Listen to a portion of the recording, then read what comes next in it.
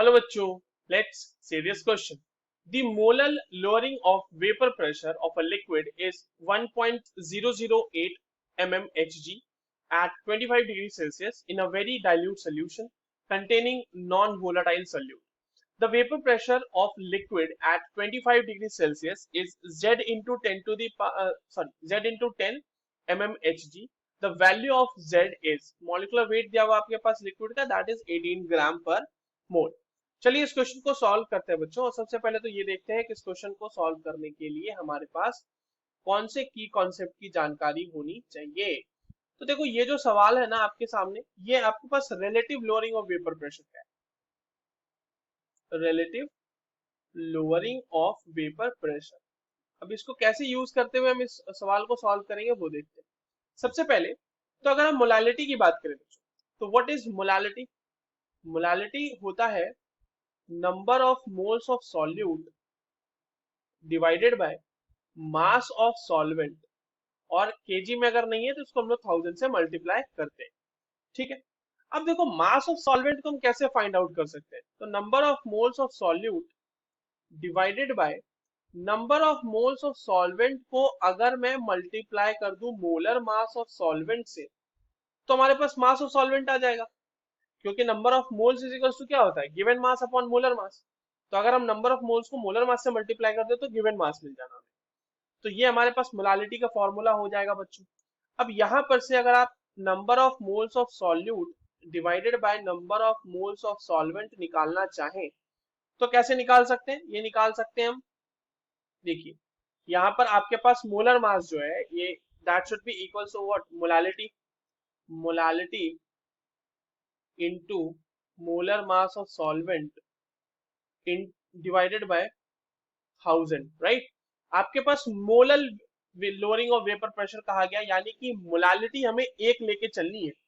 तो मोलालिटी अगर आप एक लेके चलोगे, क्योंकि molality is equals to 1 molal. ठीक है, इसको लिख लेते हैं 1 मोलल. ठीक है. और यहाँ पर से आपके पास मोलर मास ऑफ सॉल्वेंट तो बच्चों क्वेश्चन में ही दिया हुआ है 18 ग्राम पर मोल. तो ये भी रख लेते हैं वैल्यू यहाँ पर. तो यहाँ पर से जो ये वैल्यू आएगी ये आएगी 18 अपॉन 100, सॉरी 1000. और ये वैल्यू हमारे पास कितनी आएगी, 0.018. इसको इसी तरह से कंसिडर करते हुए हम लोग आगे बढ़ते हैं. अब हमारे पास relative lowering of vapour pressure का फॉर्मूला लगाने का वक्त आ चुका है. देखो, P naught minus P upon P naught that is equal to number of mole fraction of solute.